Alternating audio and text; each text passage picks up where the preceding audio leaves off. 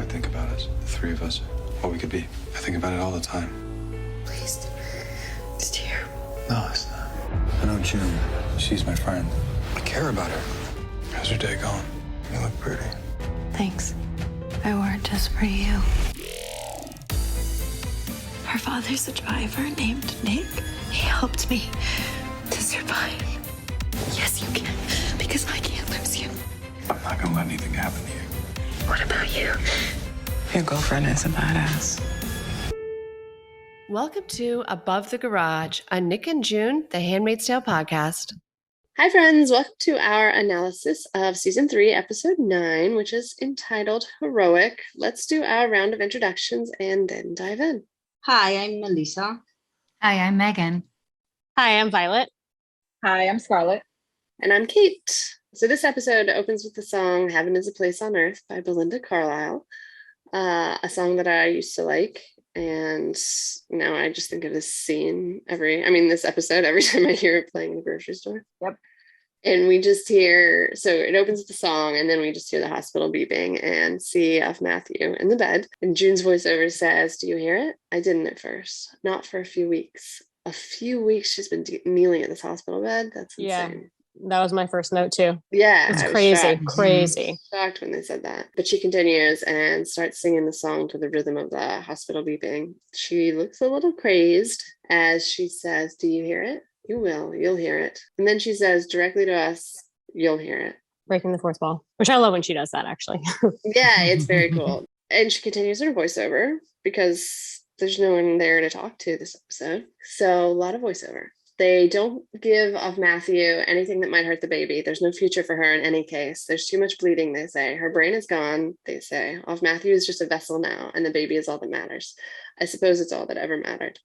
And it's just really relevant right now and makes this episode harder to watch and discuss. And it's one of the scariest things about overturning Roe versus Wade. There are states with absolutely no protections for the mother's health. So it's really sad to see it here. Yeah, it was very hard to watch it right after all the news, and it felt so relevant that it was kind of creepy. Really hit hard when I was watching it. Right. I felt like that too. It was too close to home for me. Exactly a week ago, right? Yeah. Several of the lines they said were things that could directly apply to the situation we're in right now. So it was interesting. Right. Yeah. In a sad way, in a scary way. Right. In an awful way. The doctors and nurses and orderlies and technicians come and go. I stay. 32 days so far. I will be here until there's a baby.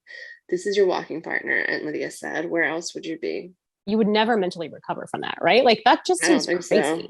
30 days of isolation? Yeah, no, you'd be insane. I don't know how your brain would snap back. But in addition to that, physically, is it possible to kneel? I don't feel like it's possible to kneel for that long every single day. For half an hour, I couldn't kneel like that. Was it sun up to sun down? That's the impression you get. And they show that in one of those shots. You kind of see the time changing because the sun's moving through the shade. So I think that's amazing shot meant to show us. Yeah, it's really cool. Yeah. And I think it's meant to show us that she's literally kneeling there throughout the day, every day, which is fucking insane. Remember season 1 when June was 15 days? Yeah, in that room. And that was insane, right? And now 32 days in isolation. So right. Crazy. People seem to forget that solitary confinement and that type of torture is sometimes even more effective than physical torture because it just fucks up with your head. So I was thinking how many times people say that June hasn't been punished enough. And in this episode, it was kind of shocking and very clear to me that what she has gone through mentally, besides the physical, torture that she's encountered, has been very extreme. Yeah. It seems to be that's her torture. That's what they choose for her, is mental torture for her. Yeah. Janine, it's it's physical with the eye, but they just seem to discount her mental torture. Yeah. And she suffers a lot. Yeah. I think she's capable to take all the physical pain. Right. Yeah. Not the psychological one. Yeah. The psychological torture. So I think that's the more the effective punishment. Yeah. Exactly. Right. And Lydia knows that, and so that's I mean, even back in season 1, when she was just torturing the other handmaids and making her like eat or whatever, you know, she knows. Right. It's like she would do the physical pain, but she can't do the shame of watching everybody else be hurt because of what she's done. Right. Yeah, that's like even more twisted of Gilead, like because they basically figure out what your worst torture would be individually. You know, like they figure out what would hurt you personally the most. Right. Yeah. Let's do that. That's awful. Right off the bat, they did that with Janine because she's a little bit vain, and you know, taking her eye really. Yeah. So we see a parade of girls in pink walking through the hospital. And then the wives are praying over of Matthew. A quick side note, but we learned in our interview with Zane Nisley that like much of this episode is the fake body that they made of hers that looks entirely realistic, like perfectly like her. And it's crazy to me how they do what they do. It's so amazing. Like over and over, I had to go like, wait, this isn't her. This is crazy. Like, no, it's impossible. Yeah. It looks exactly like her. Was she even in this episode at all? I don't think she was, right? It was just the body. I think she was. He said, I remember he said in some shots she was. Yeah. Like, okay. Maybe the ones where they're really up close. But he also said though that they had planned on her being in it a lot more, and then they realized how well the body works and looks exactly like her, and that way, she didn't have to lay in that bed for however many days or weeks it took to film this episode. And he also said that, like, yeah, she called her mom, and her mom couldn't tell the difference when she like popped into the scene. Totally crazy what they can do. That's a great test. Yeah, exactly. Your mom. Yeah, so then the wives are praying over Natalie. Matthew's real name is Natalie, so real name in the show. I use that interchangeably. The wives are praying over her. June says the wives come to pray with Mrs. Calhoun. They smell like powder and soap. They smell like the ceremony, like Serena Joy when she held me down. It's hard not to fucking gag. Then the other handmaids are with her, and she says, when Aunt Lydia brings everyone to pray, it smells like sweat and tape and pus from Janine's wounds, still healing after what F. Matthew did to her. And Brianna reaches over to hold June's hand, understanding like how insanely horrible this is. And Lydia, of course, hits her for that. You can just tell from June's voice that she's hanging on to her sanity by a thread. And like, she's just really good in this entire episode at looking deranged and acting barely still there. The makeup. Yeah, and particularly because like she's pretty much there's like a few people coming in and out of the scene, but she's like carrying the entire episode, and it's like a bottle episode, so it's pretty much just her acting for the entire episode. It's amazing. Do you guys know, this is a random aside, but do you guys know why the wives have darker and lighter dresses? Like some of them have the lighter teal. I thought it was the hierarchy of like. Yeah, I noticed. Me too. I don't know the darker if it means they're more like prominent, or is it like mothers versus like if they've had a baby in their house. I noticed with the umbrellas, it's very evident with the different teals. I found here in the Bible, the making of the Handmaid's Tale book says, when the teal fabric used for the early season 1 costumes was discontinued, Crabtree grabbed the opportunity to turn that into yet another expression of rank, deciding that the variations of wife blue would become a way to express who had the power at any given moment, with the most teal fabric going to those in favor and others getting material that's greener or more faded. The clothing of Commander Putnam's wife, Naomi, for example, grows less richly colored in season 2 after the scandal of her husband's with Janine comes to light. That's so interesting. So is that Anne Crabtree back then? Yes, they're crediting her here. Yep. So darker is higher. It's better. More powerful. Yep. Okay. Yeah. Serena has a lighter outfit in this episode, I think. So that makes sense. Notable. Yeah, so June's very focused on smells. Not much else to focus on, I suppose. And she says the room smells like citrus and ammonia. Could have been bought at Bed Bath & Beyond or Amazon before the internet raids. And once again, she sees the girls in pink walking by. And I thought kind of she was always searching them for Hannah, or maybe just trying to figure out what they're doing. Could be. And then she imagines 4 of them just staring in at her from the window, and she says, they're not real, they're not. And then it's nighttime, and June's trying to get up, and she falls and hurts her knee and says, maybe I'm crazy and this is some kind of therapy. I wish it were true and then I could get better and this would all end. And she limps over to Matthew and starts to mess with her breathing tube until all the alarms are going off, and she snaps out of it and backs away, kneeling again before the doctors get there. But she still says this has to end. Do you guys know what they meant by internet raids and decency codes? Have they referenced that before? I don't think so, but I that also made me curious. Is that obviously it was before the takeover, right? Like I wonder if they cut back on social media and restricted, and probably along the lines with birth control, needing a signature. I'm sure they just kind of took away your freedoms one by one. I think internet raids also means what you're writing, right. Social media is very easy. Tracking you. Mm-hmm. When the handmaids come back, Alma says, "Hey, praise stupid." I really like when Alma calls people stupid and dummies. I love Alma. And then Lydia's giving Janine shit about her hair. And Janine looks like really sad and panicky. And she's trying to cover her eye with her hair, I realized. But Lydia says nothing is uglier than vanity of Howard as she tucks her hair back into her bonnet.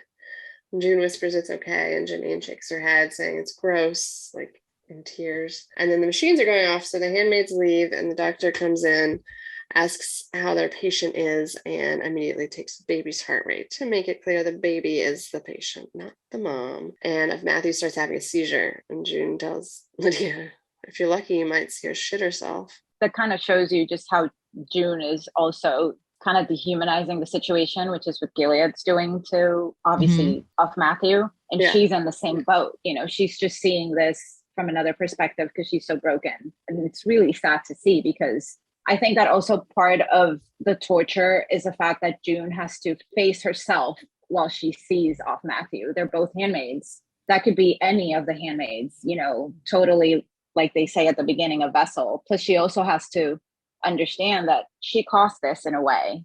Like she's in this situation as a consequence of her attitude in the past episode. So that's also a form of torture. Yeah, great point. Yeah. Lydia tells June she's a heartless girl and starts praying for the baby's life. And June starts praying immediately for off Matthew and the baby to die repeatedly. A lot of competing prayers in this land. After the doctor inserts a tube to improve fluids, he tells the nurse not to worry about the scar because they're just going to let off Matthew die once they get the baby. I had a note right here about the parallels being like a parallel to June praying opposite Gilead prayers a lot. Mm-hmm. Like in 306, she's praying, let Nicole stay in Canada. Right. And then here she's praying, let them die, while everybody else is praying for them to live. So it's just interesting that her religion is in opposition to Gilead. Yeah. Well said. As Lydia starts to leave, June asks her really nicely if she can please go home, and really genuinely. And Lydia reacts strongly, of course not. And they briefly talk about how everyone treated off Matthew poorly, which June regrets now. And Lydia assures June that God never gives anyone more than they can handle, which is infuriating since it's Lydia making her do this. And June so sadly asks, are you sure? And it's heartbreaking. That was crushing. Oh my God, right? She looked so broken. So broken. I don't think I can do this anymore. Did you guys notice too that her eyes are really light in this episode? Like it looks like they've lost pigment. Yeah. Like I'm sure they did that intentionally, but they're just very, very light blue. Like it's almost like white. I noticed they were different. Her whole face and look is faded. Right. Mm-hmm. Like she's drained of everything, like color, like everything. The life is draining out of her, basically. I have a note about June's mind state is similar to the one she was in season 2 when she returned from the failure planescape. Yeah. And I was remembering when Lydia took it upon herself to make June feel guilty about Omar and the wife and the son, everything. And she's doing now, Man, that's fucked up. Breaking her. Exactly. Yeah. And at that time, when she in season 2 began to bleed, she didn't say anything to anyone. It was like if she was wishing intensely or not to commit suicide. Right. So in this episode, we see her trying to commit murder. Right. And I feel like she was trying to free Natalie and her baby from Gilead, but maybe freeing herself from Gilead too. So, yes. Yeah. In any way. Yeah. Yeah. And it's sad that Lydia, nobody's learned. Serena, nobody's learned. Like, she almost died last time. You don't give a shit. And this has to be Lydia's doing, right? This has to be Lydia's doing. Yeah. Nobody else has ordered this. Serena realized that June's not. Yeah. Yeah. And then this moment, it's different because she has no protection. She's not pregnant. Right. Exactly. She doesn't have Nick either. Exactly. I always think that people see June as an inspiration. They're inspired by her. They follow her. They see her as a leader, quote unquote. So what better way than to kind of take down the rebel system or the rebel handmaid if you completely break her? That's just the perfect way to do it. Right. Set an example. I wrote at this point, she looks crazy because she's going crazy. And this is impressively cruel, even for Gilead standards. But then at night, she still looks so beautiful with her hair down and her slip. That's my favorite shot of her. When Aunt Lydia leaves, June watched a nurse put a scalpel in the sharps bin. He looks right at her. Like he's like encouraging her to get it, right? I know. I wondered that. That was my question. Yeah, that's what I thought too. Yeah. So I think he wants to help her a little bit and that's like the best he can do in the moment. Right. Which is nice. Yeah. Yeah. So she goes over to the sharps container and reaches in. She stabs herself with a needle first. And she just stares at it for a moment and then pulls it out and starts sucking the blood from her finger and goes back in looking for the scalpel. She gets that and then she walks over to Matthew and says, "You can't fool me. I know you're gone." But before she can do anything, Janine walks in and tells her that she's there for another procedure. Her eye got infected. And she admits she hasn't been praying for Natalie and blames herself for Natalie's seizure and tells Natalie that she forgives her for attacking her. And June tells Janine she's not going to get better. And Janine says, "I can wish it anyway. And then I want you to find peace. Is that better?" But June gets this like crazy look in her eye and a hopeful kind of crazy. And she says she knows how they can help her and shows Janine the scalpel. And Janine refuses. She says, "Don't do that. She's one of us." But that's precisely why she wants to do it. So, but still, like, June agrees while looking completely insane. And then when Janine asks for the scalpel, June goes all like Gollum on her. It's like, "Not handing it over, my precious." And Janine asks when she got to be so selfish. Everything's about her now and her problems. But see, like, this pisses me off because I feel like as her friend, Janine should be worried about June right now. June worries about Janine all the time. And this is a situation where it needs to be, if she's a good friend, if she's a friend at all, she needs to be concerned about her. Like, people other than Nick and Gilead should actually worry about June. Right. I just think that it's interesting that she's not worried about June. And I think in a way it's because for Janine, June is so strong.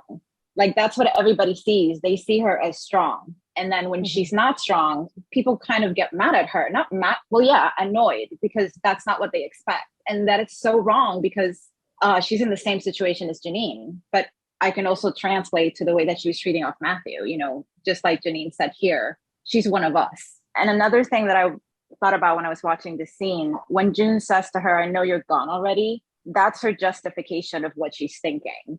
And what June's trying to do kind of be considered like a mercy, like, well, I kill you, I kill the baby, you know, you're free. The baby doesn't get to grow up here. I mean, it's extremely cruel and there's some morality in it, obviously, but she's not doing it for the right reasons. She is actually still being selfish because even though she's thinking that, she's just thinking about herself and getting herself out of the situation. She hasn't come to the realization yet of, you know, doing things and making hard decisions because you really want to do good things, not because you're being selfish. And I think this episode really plays well in those two things in her character and what she's going through. Yeah. I mean, she's like so far gone, like in like mental torture at this point that it's hard to like really relate that to the real June. Like any of the choices that she's making, I feel like are so clouded by her like 32 days of torture that she's been enduring, like in isolation and stuff. But I also think Janine being like physically tortured more and June being more mentally, like, I wonder if that's part of the issue too with Janine, is that she's not as keyed into like the way that June is being tortured. Right. Because for her, it's like, my eye has been taken and it's a vanity thing. Like, that's more what she can relate to is the physical. And so maybe she can't relate as much to what June's going through and doesn't see it as horribly as it really is. Does that make sense? Right. No, she can only see Natalie's suffering right now. Yeah, because it's a physical suffering. Mm-hmm. She doesn't see June as suffering. She sees Natalie as the one that is suffering. And how selfish are you to think about yourself when Natalie is here suffering, not realizing that she's just went through over a month of complete mental anguish and is suffering immensely. You just can't see it. It's crazy that they didn't see the danger of Matthew's baby in leaving June in there. Yes, I had the same note. I literally wrote down, it's so crazy to make someone go crazy in isolation and then leave them alone with the person you're trying to protect. Like, what do they think would happen when June snapped? Like, June's gonna snap. She's gonna go postal. Yeah. Like Natalie snapped. It's gonna be the same. That's a given. Yeah. You idiot. Gilead also can't relate to mental torture. Like, I feel like they dish it out, but they don't like think about the consequences of it at all. It's also interesting that, usually Janine is the one that's not like, okay. Like, we see her as a little crazy for obvious reasons. And in this episode, in this scene specifically, she's making sense. She's actually saying something that's true. And June is the one that's acting like the usual Janine. So it's an interesting parallel there. Yeah, it is. The other note that I had on this scene really quickly was she didn't give the scalpel to Janine, and she held on to it, like Kate said, like Gollum, not because her intention was to kill off Matthew. That's just a way for her to escape too, and she's not willing to let that go yet. Yeah. That's what I took from that. Yeah, it's a security. Yeah. I also just like love the shots in this, the wide shots in this scene of June walking across the room, because you get like the ceiling and the reflection of what's below it. It looks really cool. They framed that really well. The next day, the doctor's telling the Calhouns that the baby's lungs aren't developed yet, but they can take care of that in the NICU if necessary. When Calhoun sees the girls in pink walking by, he says, "The sick girls won't come in here, right?" And the doctor clarifies, "They're not sick. They're here because they started their periods. And they look so young, and it's just so upsetting." And Mrs. Calhoun says, "How lovely. Evil bitch." Yeah, they flowered is what she said. She seems kind of disgusted, though. I couldn't tell. Do you think so? I don't think so. I think she seemed like, she goes, "They flowered." Like, she was like, exciting. Maybe I'm just putting my own thoughts onto her then, but there was just like a moment where I thought she seemed like she was being like slightly sarcastic or like a little bit like, ooh, about it. She could have been. I was trying to tell and I couldn't. So I hope she was. Yeah, please. I hope she was. When the doctor says it'll be a few years before they'll be ready to have babies, June's voiceover clarifies that they don't care if they're emotionally ready. They're just tracking their pelvic development. And then she starts admiring the Calhoun's veins, trying to decide which one to attack. Right when Serena walks in, oh, perfect, even better. She asks Serena if she can talk to her for a moment, and Mrs. Calhoun responds, "You don't want to bother with that." And Serena tells her she'll catch up, and June asks her to come closer, and when June struggles to get up, Serena catches her and looks like actually concerned about her and says, "You're not well." And June takes advantage and tries to stab her, just getting her hand. Serena takes it pretty well, just saying, "You're out of your mind." And when June repeats, "This has to end," she looks confused, saying, "You were supposed to be one of the strong ones." And June crawls after her, like horror movie style, with her bloody hands, like tracking all over the floor, and sees Serena talking to the doctor through the glass. I wrote, who directed this episode? I assume a horror movie director. Dana Reed directed this episode. She did Shining Girls too. We love her. I kind of wonder, it was interesting to me because I was like, I wonder what Serena might have done, because she did seem genuinely concerned about her for a moment, like thinking like, "Oh wow, you're like, something is seriously wrong with you." I just wonder what she would have done for June if June hadn't tried to stab her, or June hadn't like, sliced her with the scalpel. I was discussing this precise scene with Melissa last night when we were talking about the episode, and Melissa mentioned something about when Serena she calls June by her name. Right. She had a little different interpretation than mine, but when I saw it like 2 times, and I think that when she calls her by her name, it's kind of like June realizing that, going back to herself, to her real identity, to June. And she kind of hesitates and she looks almost sad because in the back of her mind, she knows what she has to do. She wants to kill Serena. So that's a very big moral question. And that basically is what changes your humanity. So that's how I took that scene, and I did understood or saw that Serena was really concerned about her. And it was weird because this happened after their big fight in DC. So why would she still be concerned? So I do think it was a genuine concern. I think we've talked about this in past episodes about the empathy women have even the women that have been oppressed by other women. I think we talked about Rita and Serena in a past episode, and how June keeps having empathy for Serena. And I think that in this episode, maybe Serena realized that Serena had just pretty much lived the same thing that June lived. Like, her quote unquote daughter was taken away. She has been abused and she has been brutalized. It's a big difference. Serena was the one that created this world, part of the creation of the world.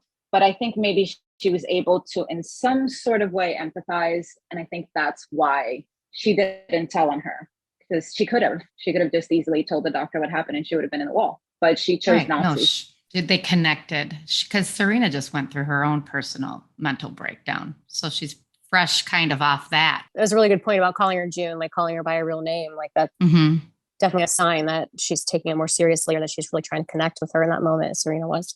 I have a note about the doctor. When the doctor says that the girl have a few more years of maturity to do before they ready to have children, it reminds me of Lawrence in episode 3, trying to save those women from salvaging. And I know it's not the same, but I get the feeling that the doctor is probably trying to delay the weddings as long as he can. Yeah, he seems caring. I could see that. Yeah, exactly. It's like his way to do something.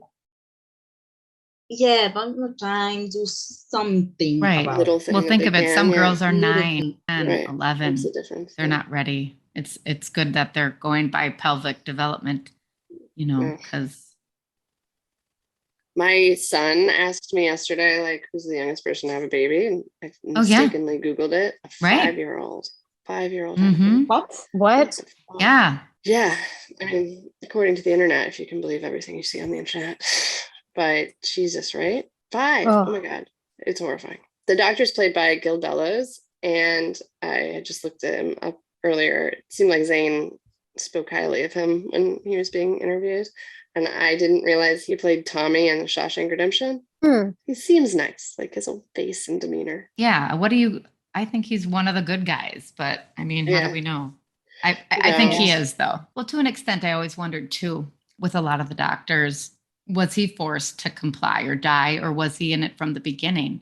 Because, they rounded up people. So I'm like, maybe he was one of the good ones and he's just towing the line, because he just seems very different. Did they kill Doctor? Like, yeah, doctors. I mean, anybody that was well educated, right? Yeah. So I'm sure he had to. Okay, well, you either be a doctor for us or you are on the wall. So. Yeah. Well, that shows that there's, he has to side with Gilead, even if he doesn't want to, because if not, he'll die. So he'll try to do something good that doesn't get him killed, and that's the best that these people can do when they're stuck in a system that would kill them. He doesn't want to die. You just try to stay alive, right? Hopes that it'll get better. Hopes that it'll change. She looks very Gollum-esque again as she retreats from him, like when he's coming in the room and she's crawling backwards towards the wall. I feel like that was on her mood board for this. Her inspiration. And so the doctor comes in and he seems kind and says Serena said that she cut herself, not that she attacked her. So Serena isn't going to seek any sort of additional trouble for June, it seems. And he confirms that further when she says, you shouldn't bother trying to fix me. He's giving her stitches and she says, you shouldn't bother trying to fix me if you're just going to report me. And he says, you're right, I shouldn't, and keeps fixing her. But when he claims he's following his Hippocratic oath, she says it's bullshit. He's torturing off Matthew. And he says, she's not my patient. And June says, my mother was a doctor. She treated pregnant women and she always put her patients, the women, first. He said things were different back when she practiced medicine, and asked if she got out. And when June says no, he says, I'm sure you miss her. And when June tells him her mom's name, he laughs and clearly knows her and says, now I know why you took a swipe at Mrs. Waterford. Dr. Maddox, she was scary. And June's proud. I love that because it confirms that the doctor did actually know that she attacked Serena the whole time. Right. Yeah, that's true. That's true. But he was just playing along with Serena saying that she cut herself. Right. I just feel like he humanized her there, and it was it helped bring her back from the brink. Definitely. Hearing about her mother had to have been so good for her soul. I mean, the way he talked very respectfully of her mom, and was letting her know like how he valued her, her intelligence and her field. And to have June hear that just was probably a gift. For sure. Yeah. I was crying during this scene. I was thinking too. like how amazing Lizzie was. It's so good. Yeah.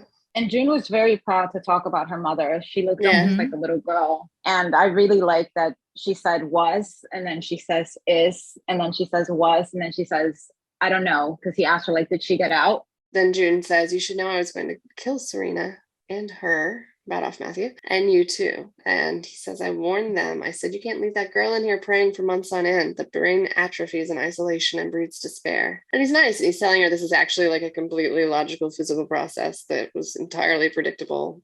And he asks her how long she's had suicidal thoughts. And she's like, no, homicidal. And he points out, well, everything you just said would put you on the wall. So these are suicidal thoughts. And she's just like breaking and says, since I realized I'll probably never see my daughters again. And he asks if she feels hopeless, and she's, how should I feel? Like literally, like, what else would you possibly feel in this situation? And she says, doctor, she's someone else's child too. And he says he honors the handmaid's life by saving her child. How will you honor your daughters? I love that. I mean, he was giving her a new purpose. You know what I mean? She lost all hope. She lost all hope, and he knew she was suicidal and just threw her a lifeline there. He's like, you've lost all hope. You said you don't think you're ever going to get your kids back. Well, what can you do to honor them? You know, and so now she has her new purpose and she's awake again. I mean, it was a gift that she met him. It was. Yeah, so true. That's how she comes up with her plan. Right. You know, and I think that's why the episode's called Heroic, you know, because it's that division of herself between becoming like Gilead and acting like Gilead, and then just holding on to the little humanity that she had, and then trying to have a new purpose, and then just really become, like the title says, heroic. I think this episode's really, really good. It's sad, but it's really good. I also think the decision in the end she made to go back and sit with Matthew was fairly heroic after what she's been through. And embracing her humanity again. So that night, while she's lying in bed, she hears the beeping speed up, alarms are going off Matthew's bed, and she pulls the covers back and she sees hemorrhaging, not unlike her own. And then we get to see a C-section, which we heard a lot about in the Zane Nicely interview. Really interesting interview, if you guys haven't listened yet. But I really think Zane's job is so fascinating, what they make and what they can, and how they only went to school for 6 weeks for it. Isn't that what he said? Went to a 6-week program? That's insane. Maybe to get certified, but honestly, you have to be gifted to begin with. I mean, man, to have that brain. Dr. Yates then tells the others she's not going to last long, but stitch her up for practice. He doesn't have to sound quite like that. I do think he's a nice guy. I don't know if he didn't have to stitch her up, and she would have died there. I was debating back and forth, did he do this as a mercy? Stitch her up so that she could have I don't know, a dignified death. He's just disguising it in Gilead. But then isn't she suffering? Yeah. Right.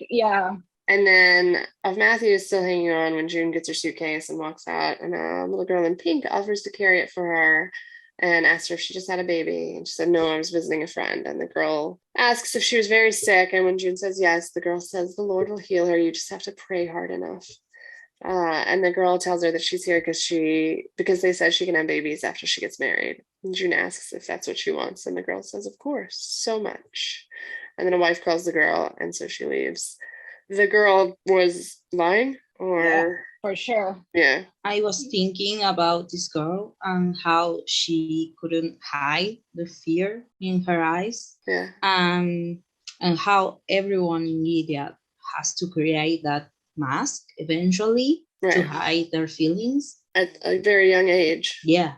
And then June picks up her suitcase and limps out. When she goes outside, she's so grateful for the fresh air and the rain. I don't think anyone's probably ever enjoyed rain so much as her in that moment. And yet, it's so much like is it 104? Yeah. Where she comes out of the room. The it's the same kind of thing. Yeah, that just freedom. Freedom and feeling of like relief to be outside.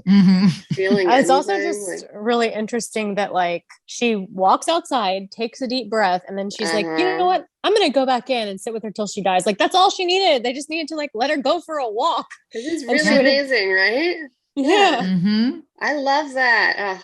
I say this in like every episode, but I just think the writing is brilliant. I love that she goes back in. Yeah, and she tells Aunt Lydia she needs to go back in because of Matthew is still alive and she should be with her. And it's just really, really nice. Then Aunt Lydia comes into Janine's room and the procedure's gone well, and Lydia tells her she has a gift for her and she gives her the eye patch. She's changed her attitude from earlier in the episode and says nothing's wrong with wanting to look your best. And yay for Maddie, who no longer has to wear the fake eye. Huge day for both Janine and Maddie. Janine says I look like a pirate, and Lydia agrees. And Janine says a space pirate, and they laugh. They're friends again. I don't know how Janine does it. I would never forgive her. But the eye patch was a nice gift from Lydia. Gosh, I just felt so much emotion in that scene for Janine, how happy she was, but also how happy Aunt Lydia was. I mean, she was like so happy to help her. And then you're like, why am I really liking you right now? You know, it's so conflicting. You're like, oh, Aunt Lydia, you're such a sweetheart. Wait, you're the one who ripped out her eye. You know, it's like so you caused the problem, and here I am like, oh, that's so nice of.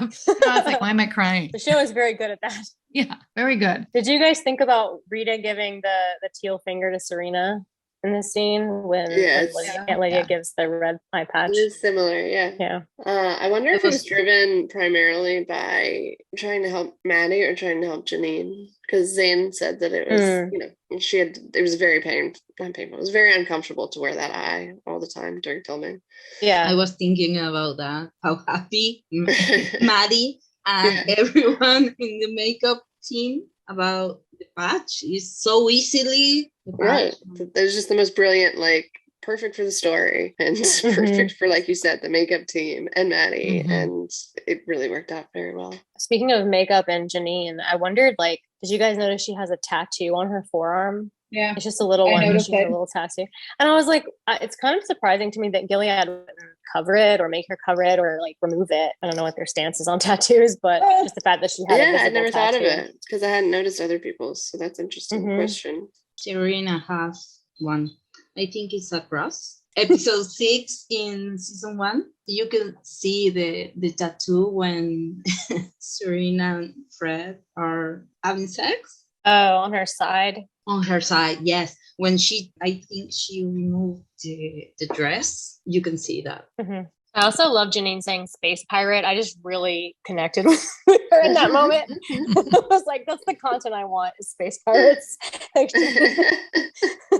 Then June's apologizing to Matthew. I'm sorry I was such a shit to you. I got lost, I think. Not that that's a good excuse, but I don't have another reason. They just take everything from you, you know? They really do. And then she tells her how beautiful her son is, and she tells her everyone is praying for him, but I wouldn't worry. He's like you, a fighter. He doesn't deserve to grow up in this place. He deserves to be free. They all deserve to be free. So, Natalie, I'm going to get them out. I'm going to get out as many children as I can. I don't really know how yet, but I swear to you, I'm going to get them out because Gilead should know how this feels. It's their turn to hurt. And it looks like she's taking the doctor's question seriously. That's how she's going to honor her daughters. Then she starts singing Heaven is a Place on Earth again.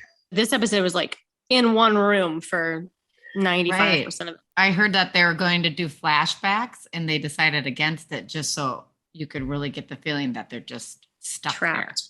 There in that place. So they cut all the flashbacks because they're like, this is more effective. It's so effective. I'm going crazy too. Yeah. I also like kind of love hospitals. Like that's a really weird thing to say. Super weird. But I do too. I'm with you. Like it's like comforting to me for some reason. Like the 2 times I've like been admitted to a hospital, I was like, okay, now I can relax. Like they're taking care of me all as well. But like this episode just totally shakes that up, obviously, because it's the creepiest place to be. So I just felt really like, oh, this is kind of hurting my love for hospitals right now. You still love them. Megan, why do you love hospitals? I think it's the same thing. I'm like, okay, I'm safe. I'm here. If anything happens, you know, I'm in good hands. I guess I think I feel like I'm trapped. Oh, I do. After a while. You like don't have any more responsibility. It's like now I don't have to like Google what's wrong with me. Like now the hospital is doing it. Right. Okay, I think that's a wrap on our spoiler-free analysis of season 3, episode 9. If you are a new watcher, you probably want to go now before we start talking about the episode in the context of the show to date, which is through season 4. We will see you on Thursday to discuss season 3, episode 10.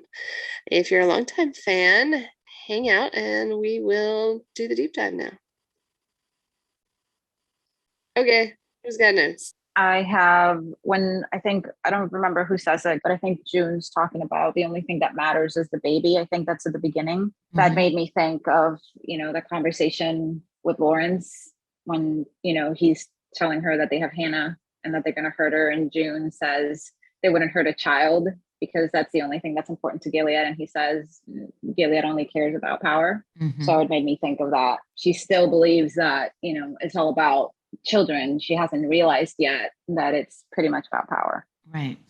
I also want to kind of talk a little bit about the episode title, Heroic, because I thought it was interesting why was the episode called Heroic. And I think it's because we get to see we kind of see her dilemma in between trying to keep her humanity, which is something that I assume most heroes have to keep in order to be considered heroic. They still have to make difficult choices. There's a bit of your humanity that's going to be lost. But I think that throughout this season and throughout season 4, we still see that humanity is there. It's just she can't really hold on to guilt or mistakes she's made, because if not, she'll completely fall apart. She's definitely coping with things differently in season 3 than in previous seasons. Yeah. She's having to not let the guilt kind of like spiral, or the things Aunt Lydia says to her, she has to like take them differently. I think also it had a lot to do with, I think now she finally realized that she lost everything. Gilead took everything away from her. Obviously, mm-hmm. She was able to get Holly out. And I think you and I were talking about it. You said that she was probably on a high because she had done this. She had actually done a good thing against Gilead, on her own, not on her own. Obviously, she didn't do this on her own, but I'm pretty sure, like you said, she's on this high. And then like in season 3, everything kind of starts unraveling after she was able to achieve that. Yeah. And once she loses access to Hannah, that was it, because she stayed for Hannah because Holly was already free. This episode also comes after episode 6, the DC episode. So right now, June is by herself. The only allies she has, quote unquote, would be, Lawrence, which I'm pretty sure she still doesn't know if he's an ally or not. So I think this journey in the hospital kind of pushed her to have to become that person at the end of the season. She says it, after she realized that she was a bitch off Matthew, she kind of came back to herself and be like, this is wrong and I'm going to make up for it. And that was her purpose throughout the whole season. This is what I'm going to do. And I don't care if I die doing it, because she was already suicidal. So she's been suicidal since, I'm pretty sure she lost access to Hannah, since she had to kill the Martha, and how that translated all the way to the season finale and even to season 4, when she gets captured. Mm-hmm. People don't like who she becomes because she's like Gilead, but she has to become like Gilead in order to fight Gilead. Like she's not supposed to have a plan. She's not supposed to have a perfect plan. Like everything she did before, she did for Hannah. She's trying to get to her daughter. She's not trying to bring Gilead down. No, it's different. Now this journey of her, trying to figure out what she can do. And I think that translates to what her mom was trying to do. Her mom was just trying to build a better future for her daughters. And she sacrificed maybe time that she could have spent with June when June was growing up. And June resented that. But now that June's in Gilead, she kind of realized what her mom was trying to do. So she knows that she has to do more than just staying home and be with her daughters. It's like a very tough choice she has to make, in order for them to be safe and free and not be in a fucked up place like Gilead. Obviously, we see June as the hero in the story, but June is not a hero. She's just a woman. Like, it could be us, trying to survive. Could be me, it could be you. She's just trying to survive. So I think that people in these situations, first of all, they're really scared, so they're going to follow the system. So once they start rebelling against the system, usually they do so because they have something to lose or someone to take care of, people they love. That's who they protect. and that's who they sacrifice for. And then once they start getting confident, like you said, they get that high because they start being able to get away with all these things, then like the idea changes, and you meet other people, you take more risks, and eventually it's a slow process for them to become quote unquote martyrs or heroes. I don't think June considers herself a hero. Like, when she gets to Canada in season 4, she feels completely out of place. And for people in Canada, she's a hero because she freed all these kids. And for her, it was just like, I don't know, she felt totally inadequate. Yeah. So it's an interesting dynamic. For sure. I had a note just about how I feel like this episode and then the episode where June slaps Fred. So that's season 2, episode 13. And then obviously 410 where she kills him. I just felt like 213 was like her first, I don't know, when she slaps him and then just looks so like gleeful afterwards, like she's just delighted that she was able to like get that blow in, was like her first sort of glimpse at being capable of killing someone. Does that make sense? And then this episode, she considers it. So I don't know. I just found that to be like an interesting like puzzle piece in her path towards eventually killing Fred. Mm-hmm. Well, she gets her first taste of killing someone when she kills Winslow. Good point. What? Correct. 2 episodes Correct. further down. You're right. That's true. And Eleanor dies. Yeah, Eleanor dies. Yeah. That's like a passive kill. That's like yeah. It's Right. like, it's like Shining Girls. It's like first passive kill.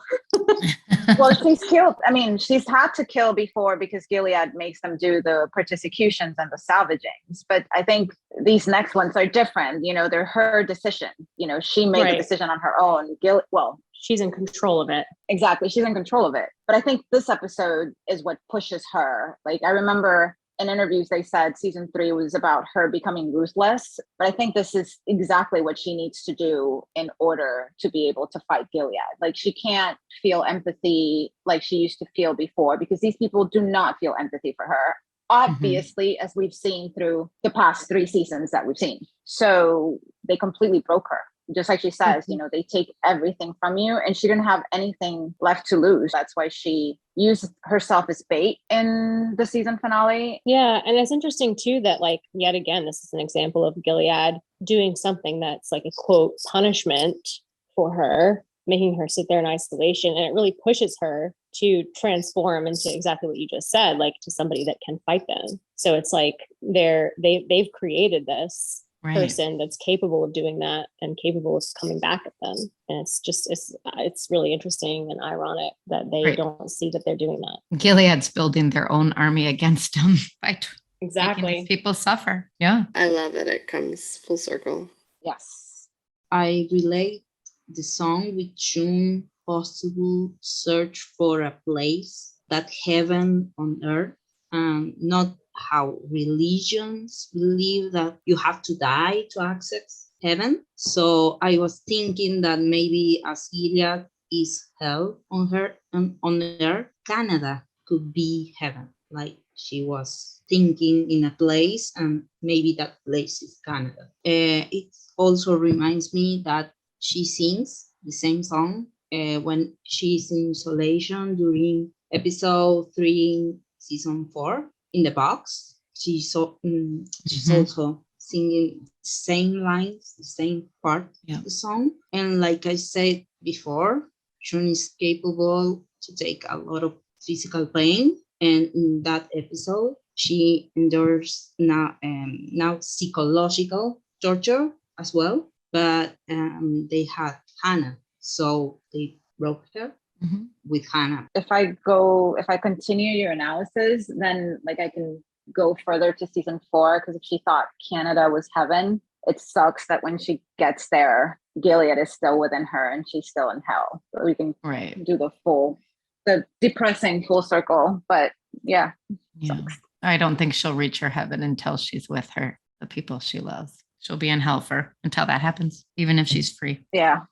When you guys were talking about the internet raids, I'm pretty sure that was just like keeping tabs, like because they started pretty much keeping tabs on everybody, the social services, even the doctors, also the way they access the bank accounts. So I'm pretty sure like they were keeping tabs, but I don't think they really eliminated the internet until after the takeover. Because of the Tuello board, there's still screenshots of, the Facebook conversations of the sons of Jacob. So I bet they did go after they infiltrated the internet. So only their message would be getting through. They used it as propaganda. Yeah. So I'm sure they, went after anybody who opposed them and shut them down. So it's only one message getting out, kind of, like what they have in China and Russia. You're only hearing the positive. I'm sure it was there, but it wasn't freedom of speech. It was propaganda. And then they tracked everybody's likes. Like if you liked the opposition, I wonder if they, flagged you. I always worry about that today. I'm like, well, am I setting myself up? Like if I like this, seriously, how sad, but I wonder. It's less paranoid than it used to be. I know, but I can't believe I'm thinking of that. Yeah. I don't feel free really then. Like I can't like something. So no.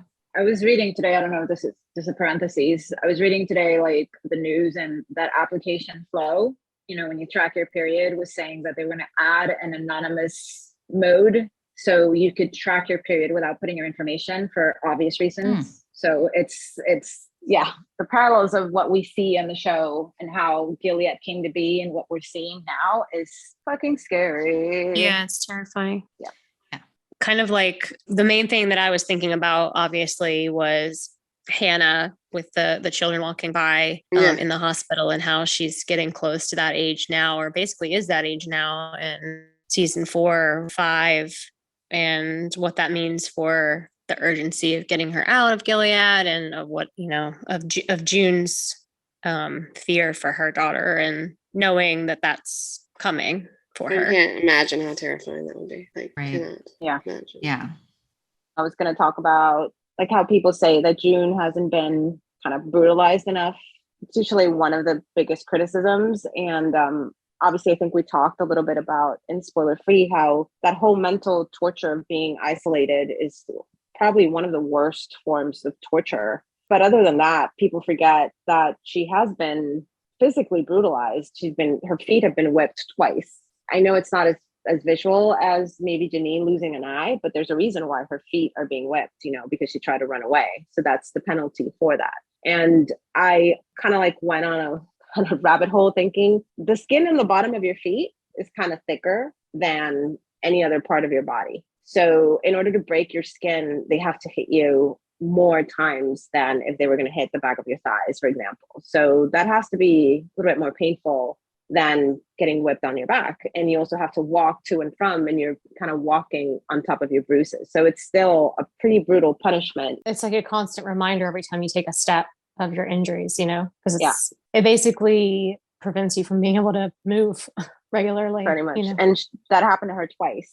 The second time she goes, not willingly, obviously, it's not like she has a choice, but you can see the difference between the first time it happened to the second time it happened. So it also shows how she's slowly building her strength. All right. I think that is a wrap on our shortest deep dive ever, by the way, into season 3, episode 9. We will see you guys on Thursday for season 3, episode 10. Thanks for listening. Bye. Bye. Bye.